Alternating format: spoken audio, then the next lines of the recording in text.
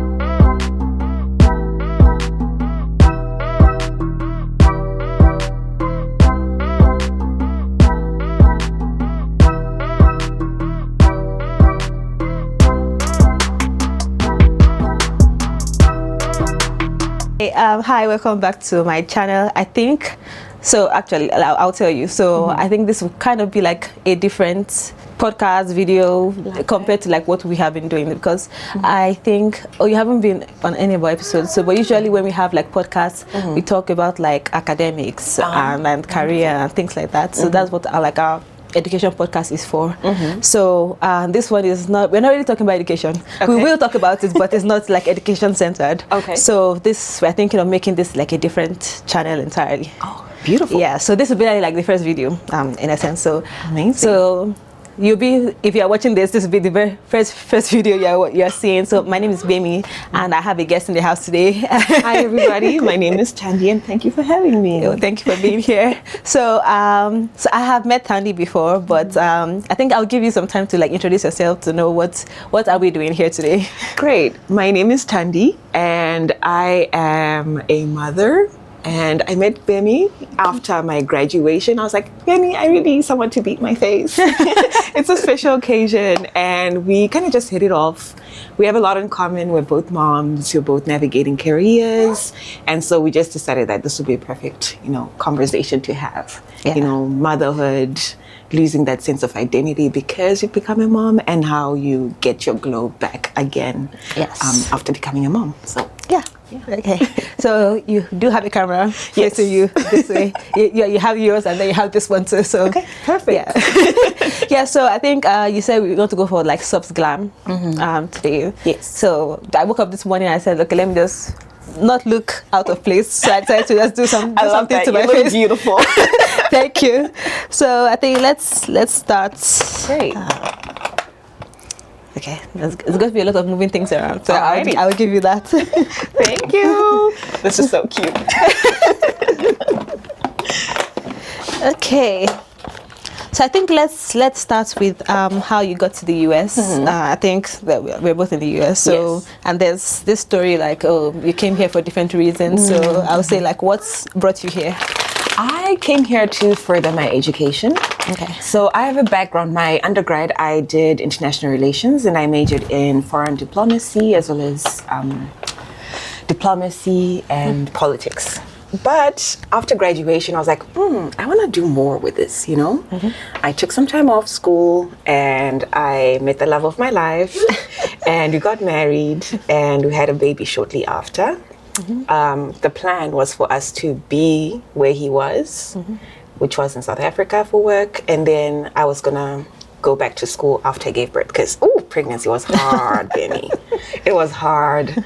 Even the birth was difficult, and so we just thought it was a good idea if we rested. And so straight after giving birth, that's when we made plans to come here so I can do my master's. So for my master's, I did education administration with a special focus on student affairs. And I just really love working with students. I think I'm great with working with people. Like, I'm a people person. I've, worked in hospitality, and the one thing that I absolutely love is making connections with people. I love just sitting and talking to people. So I was like, I think education would be good. Okay. Yeah, so that's... Was that what prompted you to start your YouTube channel? Yes. Okay. Because I talk. You see, I'm a yapper. Yeah. So I think that would be my question. So for me, I came about 3 years ago. My husband came ahead of me. We weren't married at the time, actually. Okay. So what we were dating, we've been dating for God knows how long. God knows how long. Real. Yeah, for a very long time. So and then we were like, okay, we both wanted to go to grad school and get a PhD. So he got admission to UNL here, and so he came here like 6 months before me. Oh, wonderful. Yeah, and then I was like, okay, yeah, I also want to go. Yeah, it looks because fun. I had an offer to go to this school in Ghana that was doing some sort of like collaboration with another school in, where was it now? And a different European country. I think the school, I don't know what, I've got the name of the school, I'm blanking on the name. So, but it's the school that Albert Einstein went to. Oh. So I was like, okay. That's big. Yeah.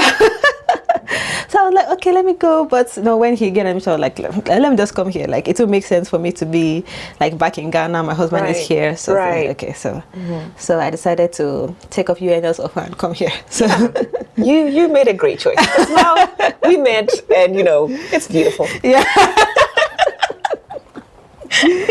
Yeah, so that's my journey. So got here 2023. Okay. January I came here in the winter, which was terrible. Yeah. So I thought I was prepared. So I came with like the jacket. So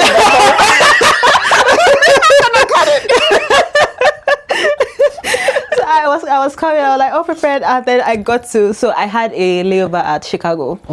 And then I think what happened, I missed my flight. Oh no. So I had to stay longer than, so I was like, so when eventually I got a different flight to Lincoln, and then we had to go to the airport, I was like, this, and then it was, I think it snowed probably the day before or something. Yeah. So when I came out and it was like freezing. Yeah, I was like, let me just get to Lincoln.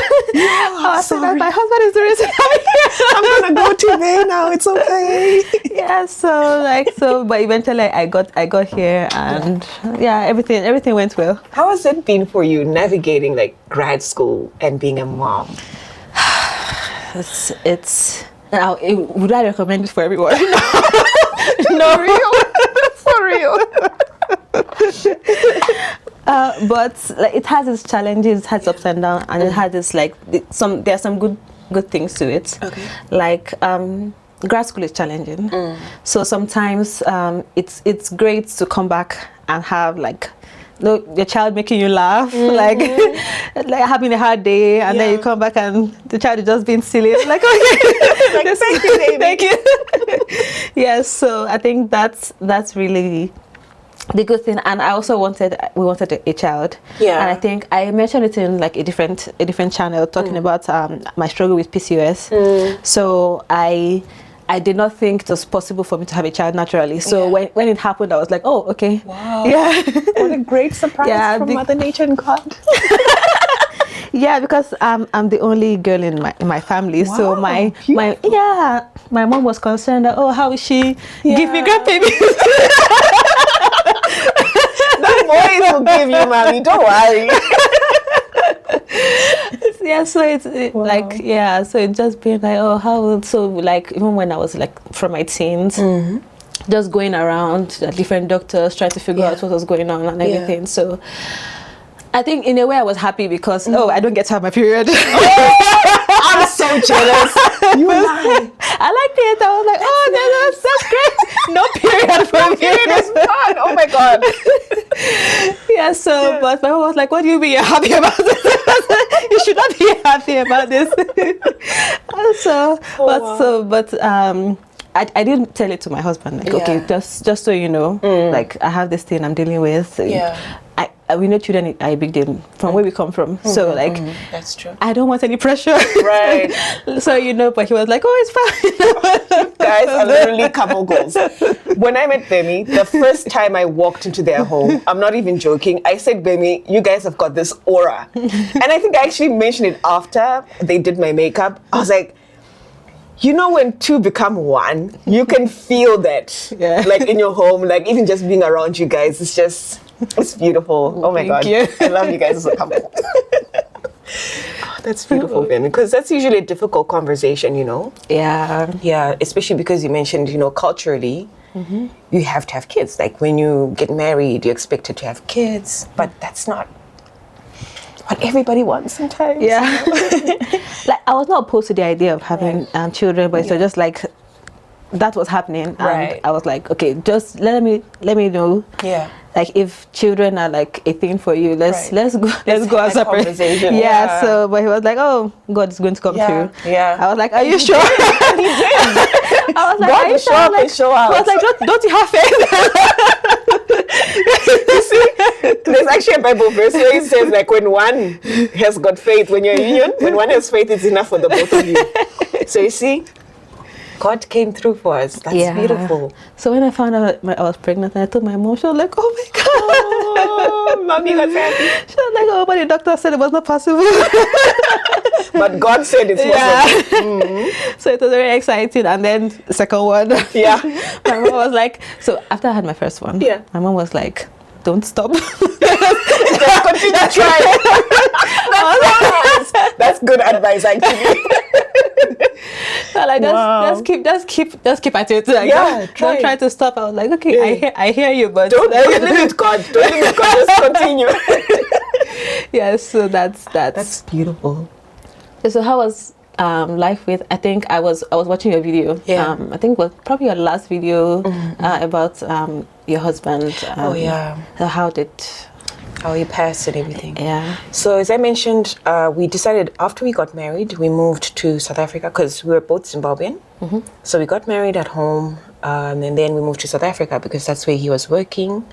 And the first year was amazing, Gbemi. Like, you know how like the first year of marriage, now you finally get to be in the same house. You do whatever you want. You know, wink, wink.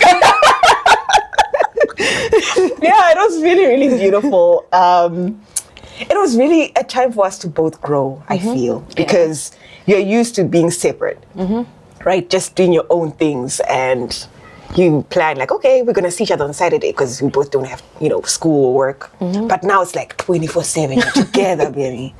So, like I said, it was a time for growth because now you're trying to navigate your own feelings, how you used to do things, and now you have to accommodate and consider someone else, you know.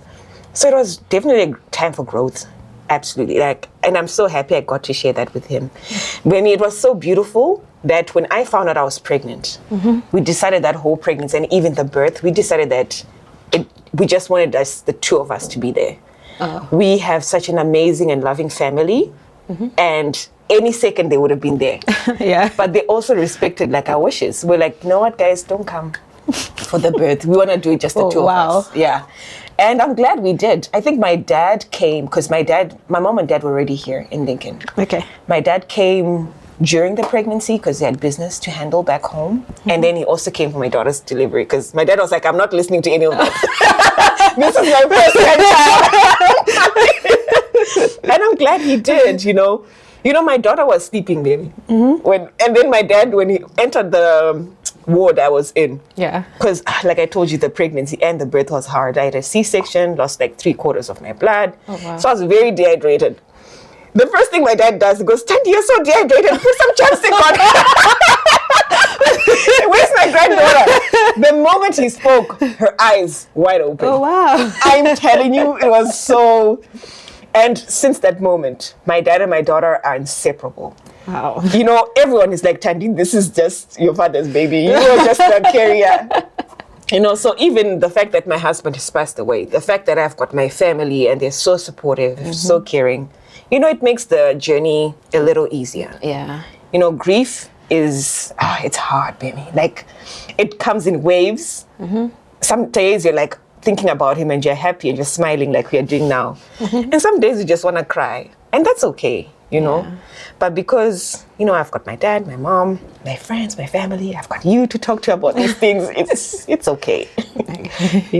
Absolutely. Okay. So how did your masters go with... You had a baby during your masters? No. So... Before? Before. Oh, okay. So I had my baby, and literally when I was giving birth, I was also applying. Okay.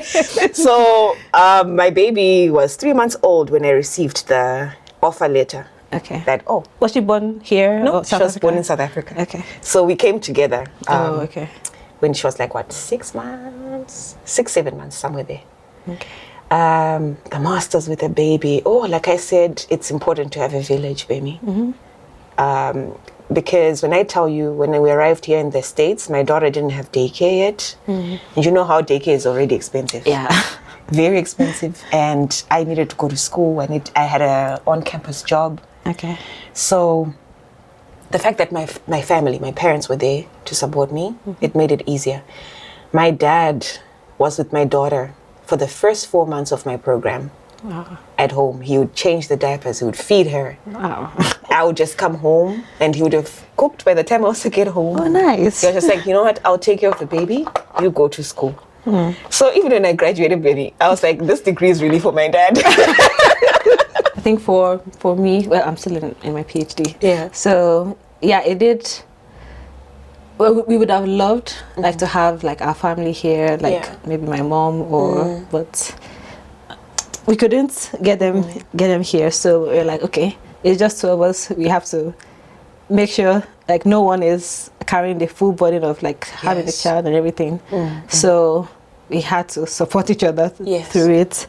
I think I would like to hear about your birth story because my birth story is so uneventful. I think I was blessed with an easy pregnancy. Like when people ask me, I'm like, there's nothing to share. That's so nice, baby. Yeah, I'm like that. I have no stories. Everything was smooth. Everything was smooth. My sister, you're blessed. So don't ask me questions because I have nothing to share. Yeah, everything went well. So I think I always like anybody that still pushes out, they want to know like how it went. So I was in labor. So I was supposed to. I think my due date was like end of June, like the very last day of June. This guy decided to come early. Oh, so, really? Yeah. So and it was still easy too. Yeah. So I think around like 11 p.m. Thereabouts, I felt like I was getting in labor. Yeah. So I woke my husband up like, okay, I think I'm not sure, but not to alarm you, but I think it's time. I think something is happening. I think the day before we went out, so I think I knew that the gas we had in the car was not enough. That's okay, go and get gas first. Like, let's be prepared in case anything. And then I called my doula and I was like, just so you know, something is happening. But I'll let you know. So because I think my doula was in Omaha. So I was like, okay, so I don't have to like bring you here and then we just sit around and waiting. Then it's nothing, Yeah, like let's just wait to see how things go. Right. So I was on my I think I was just right here. Yeah. I was on my bouncing ball, just like bouncing bouncing it out and like, okay. Yeah. So we were told that when it gets unbearable, you would know. I was waiting for like something very intense. Very intense. So I like nothing intense. Wow, I'm so jealous. That's amazing, actually. Yeah. So I was waiting for that intense. Like it did get intense, but it was not like what people were picturing. Like people were saying, oh, it's going to be terrible. I was like, because I was still like laughing here and joking with my doula, and then she was like. So I think, but eventually, when my contractions were like getting so close, I let her know that okay, I think start making your way down here. So she got here around like 3 a.m. And I was sitting out here drinking my lemon tea, and then she was like, okay, let's just sit and like just keep watching. And I think around 5 or so, I was like, oh, let me rest. So she was like, oh, it's going to be a long day. I was like, okay, let me just take a rest around 5. And then I felt like, oh, I was going to push. That's the time. And she was like, okay, let's go. So we like flew, almost flew to the hospital. The hospital is not too far anyway. 10 minutes, but my husband was just breaking all the drugs. But like if I understand. But like if it gets stuck, we'll tell him that it's an emergency. They don't understand. Don't even escort you there. Yeah, so we got to the hospital. They're trying to get. Although I did my like preparations before them, I'd already sent my birth plan to them, which I think we eventually follow. So, but I done like things like that. But they had me to sign a document, but that time like I was active labor. Yeah, for real, so I was like, I can't sign anything. So my husband had to do all the paperwork, and they had to call my OB. Wow. Because like there was no time to go. they had to call my OB. He was like, I think he said he was in the hospital like attending to someone else. Yeah. And I was like, who? They said me. Because the week prior was like my 38th week or 37th week appointment, and he was like, oh, when you get to 39 weeks that I was going to get induced and everything, that I might not get into labor naturally. So I was like, oh, it's fine. Yeah. So when he was called, that I was are you and sure? And they had already checked that I was already 10 centimeters. You were ready. 10 centimeters is like inch. The baby is coming out. Oh my God. Yeah. So wow, that's amazing. So he practically ran to the delivery room, and then like 10 minutes after I got there, the baby came out. Wow, baby. That is beautiful. You were saying that you don't have a story. That is a good story. It's a boring story. Everyone who's watching will be like, wow. Baby, you know I was in labor for like 16 hours? What? And let me tell you, my sister. Let me tell you. So the baby was supposed to come 18 October. That's the date that was like the earliest. Okay. And then the latest was going to be like 22. Okay. Did she come? No. She was chilling. And then I remember 6 November, we were sleeping with, with my husband. And I remember it was 4 a.m. Baby, I don't even know when I woke up, but I just remember my hand going, stand up. I said, baby's child. And because we already had been waiting, baby, since like October. He jumped out of bed. He went and ran me a hot bath. Started making me tea. I was like, babe, I don't even think I can eat. I was on the bed, baby, like this, like on all fours, going, breathing. It was so painful, baby. And then I rested for a bit. And then 6 a.m. I was like, babe, I think it's time. Let's go. Let's go right now. We called someone to come pick us up. We go to the hospital. We get there. And then the midwives, because we wanted to have our birth in like this private home birth setup. Okay. Oh, it was beautiful. But unfortunately, I had to get an emergency C-section, and I had to be taken to a hospital for that. Okay. But at that home, we were there the whole day. Oh. We were there the whole day, because when I arrived, it was 4 centimeters. Oh. And then they're like, okay, let's run you a bath, because it takes time. 12 noon, does she come? No. And then at like 4 p.m., my cervix started to thin again, and we wanted to be thick for the birth to happen. So they're like, I think we need to go to the hospital because I think the baby's going to get tired, and we don't want the baby to get tired. Does the ambulance come? No. They were like, we're 2 hours away. So they had to call some of their friends because the hospital was very close. And they came like 30 minutes later. At that time, I'd already started losing blood. It was a mess. And at this point, everyone was panicking. It was crazy. It was crazy. And then I get to the hospital. They were really nice because you know how South Africans are with foreigners and everything. But for me, they were very, very kind. And I was the last one to be put on the op table because there were a lot of C-sections before me. And when I got there, the nurses started laughing at me. They were like, there's a 17-year-old who's just given birth naturally. Why are you going for C-section? And I was 28 at that time. I'm like, and so we're laughing, all of us. I'm like, I don't know. Maybe my baby just wants to come out in style. And 8:30, I remember looking at the clock. I was on the bed. And they're like, congratulations. That's the last thing I heard. Oh. I just went into, C-section is so intense, baby. I just remember them saying congratulations, holding her up like this. And everything was a blur till the next day when I saw my dad. Oh, wow. So they did such a good job. Or Tambo Hospital in Johannesburg. Mm-hmm. You guys are amazing. As international students, we're far from home. Mm-hmm. But when we have friends who become family, that's just the best ever. I'm happy of that support. Yeah, I am too.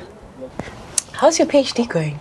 It's going. I'm hoping to be done This is 2025, 2027.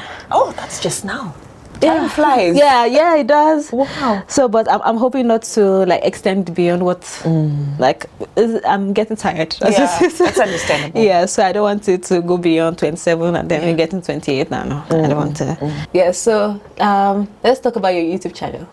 Yeah, how did that? I think you started. I did some digging. I love that class. I went to do some investigative journalism just to see. So I saw your husband on one of your episodes. Yes. Yeah. So I know that it didn't just happen now. So it's been a while. For a while. Yeah. So how did that start for you? So I started my YouTube channel 2020 because I was bored. It's COVID. So funny story, Gbemi. So I used to record everything. Like when in 2018, I remember, because that was the World Cup, and when I was in Russia at that time. Okay. And my parents had come. So naturally, everyone is excited. We're taking videos of the food, of whatever we're doing. And my dad was like, Thandie, he said it as a joke actually, but I don't even think he remembers this. He was like, Thandie, you're always taking pictures and videos of everything. I'm like, yeah, Daddy, I like to document and to just relive these moments later. And I was like, I could actually do like go into videography and cinematography and just edit my own videos. So it started off as like a joke thing, as a hobby. And then I was like, YouTube. I'm always on YouTube watching other creators. So I watched how they shot stuff, and I would ask other creators as well for advice, like the aspect ratio, the quality, the equipment you need, etc. I started off with doing like just fashion because I really love putting together pieces and stuff like that. And then I started inviting people to my channel to talk. Okay. And yeah, it just grew from there. So when I realized when I posted things to do with my culture, I even documented my marriage, like my traditional wedding, everything. Like it just brought so many people, because again, we've got people in the diaspora who are watching. Yeah. Some people don't even know, like they have Zimbabwean parents, they're second gen. Oh yeah. You know, but they grew up here, but they want to get in touch with their culture. So it was a great way of just educating people. Again, I've got that education background. I love talking. I love, teaching. Ooh. So now we are still sitting at 2,000 subscribers, which is amazing, because I thought to myself, how many people are 2,000 people? Like if I were to put them in a building, and my mind was blown. We've got 2,000 subscribers on there. And then I started a new one, a smaller one. Yeah. For like my experiences here in America. Yeah. Because I didn't want, how the algorithm is. I didn't want it to get confused that, okay, you started off posting about your culture and you're in one country, then now you're doing American things, So I just think on that one, it'll just be educational, sharing my experiences. And then on this new one, I'll do like lifestyle things. This one's still growing. I just started it this year in January.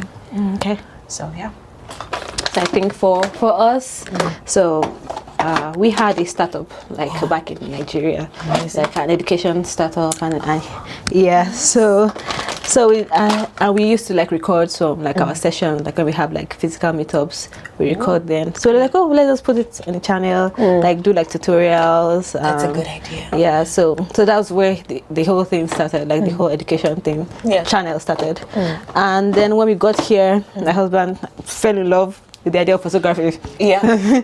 And then he was like, like we can start a podcast. Right. Yeah. So like, okay, yeah, let's just talk. So just sit down. That was before I think I was pregnant at the time.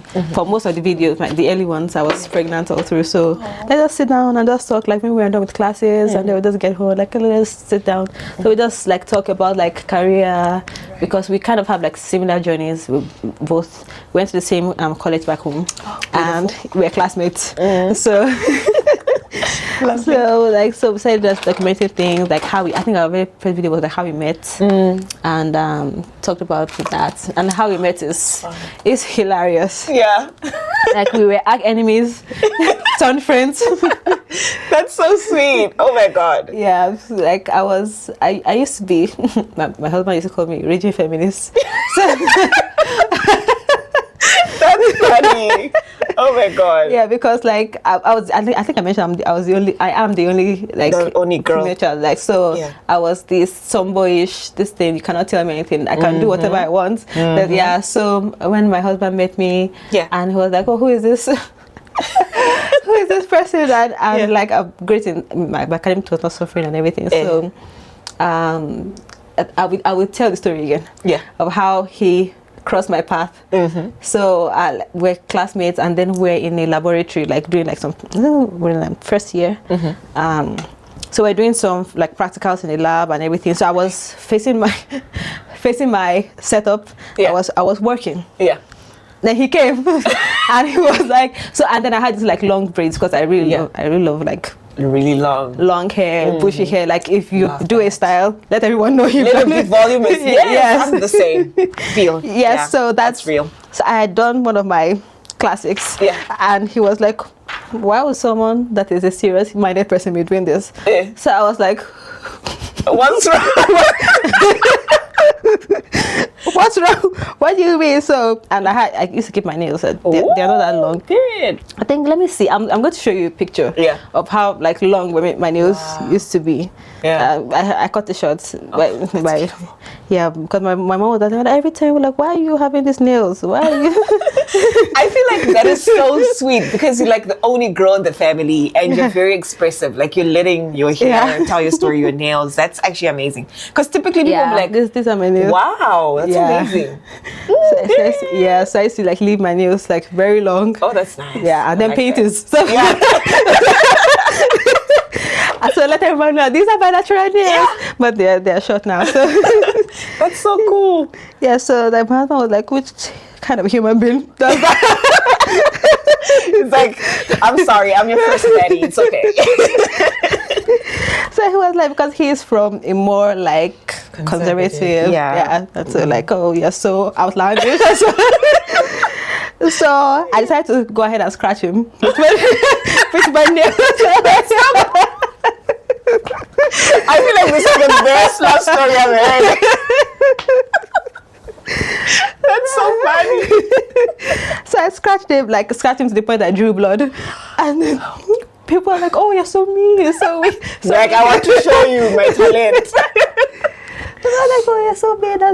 That's excessive." Like what he said, what he said was bad, but like you didn't have to go that far. I was like, okay, deed has been done. Sorry. So but when we got here and then we started the channel and we started discovering other things that we love. Like I think I mentioned that I started makeup. Yes. It's been a while, like even from when I was in college and everything, but now I have the money to spend. Yeah, exactly, to buy all the products you need. So, and then he got into photography and things like that. So we just started growing from there, just trying to document our journey as much as possible. So we have different channels. Oh, that's amazing. I love that. Yeah, because he also loves politics, so he likes to talk about politics. Wow. So he has some friends come over sometimes to talk about the politics. And I'm trying to think. I think I spoke about it also when we were introducing the video, how you lose your sense of self. Yeah. I don't want to say I was a party animal, but I was. To be continued.